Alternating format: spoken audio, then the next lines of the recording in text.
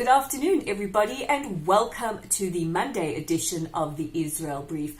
I'm Rolene Marks, and just to remind you that the Israel Brief is proudly brought to you by Lay of the Land. And don't forget, you can check out our content at www.layoftheland.online. That's www.layoftheland.online. Like us or follow us on Facebook at Lay of the Land. And if you want to subscribe to your daily brief or daily Israel brief, you can click on the subscribe button below or on the little bell icon, and you'll be notified every time we post an edition of the Israel brief. But without further ado, let's have a look at some of those big news stories making the headlines today. And we start in Brazil, where I just want to preface it by saying that we send our thoughts and our prayers to the victims and the families of the tragic collapse of the dam at an iron mine in Brazil, which has left 58 people dead and at least 300 still unaccounted for. Now, the IDF dispatched their elite search and rescue teams to Brazil last night. They have landed and have started to work. This is made up of about 130 conscripted soldiers.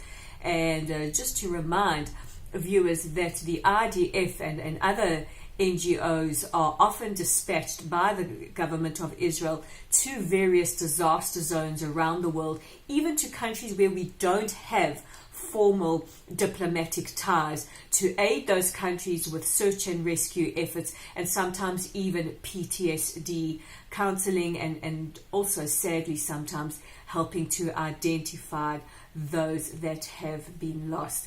So a huge vote of thanks to the IDF, who are working on the scene very, very, very hard. And once again, I reiterate that our thoughts and prayers are with the people of Brazil, and in particular the victims and their families. But staying more local, let's have a look at what is happening with Prime Minister Netanyahu, and will he be indicted for bribery? Well, according to the former police commissioner Ronnie Al-Sheikh, he cannot, and this is his words, foresee a situation where the Prime Minister will not be indicted. And he went on to say that while the police have given their evidence and that investigations of this type are not within the remit of the Israeli police, it is the remit of the Attorney General. He believes that the Attorney General will go ahead and conduct investigations, and this is the last thing that the Prime Minister needs as we steadily approach the elections on the 9th of April. He's certainly not going to want a scandal of this kind hanging over his head.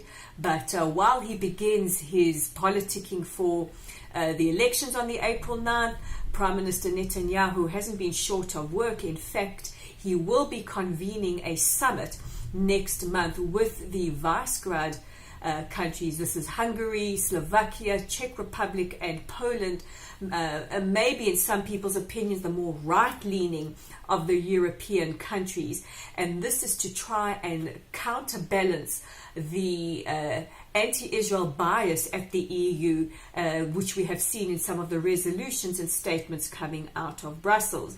Now, this is not the first time the Prime Minister has looked to form alliances with blocs within the EU.